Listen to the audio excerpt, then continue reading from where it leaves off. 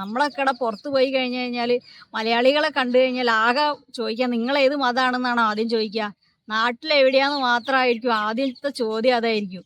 പിന്നെ നമ്മളൊരു ഈ കൊറോണയും ഈ പ്രളയമൊക്കെ കഴിഞ്ഞു പോയ ആളുകളല്ലേ. അപ്പൊ എന്തിനാണ് ഈ മതത്തിന്റെ പേരിൽ വെറുതെ അങ്ങോട്ടും ഇങ്ങോട്ടൊക്കെ ഓരോ കമന്റുകൾ അടിക്കുന്നതൊക്കെ എന്തിനാണ്? ഇപ്പത്തെ ഒരു സിറ്റുവേഷനിൽ എന്താ നമ്മളിവിടെ ഒറ്റക്കെട്ടായി നിൽക്കുക എന്നുള്ളത് മാത്രമേ ഉള്ളൂ.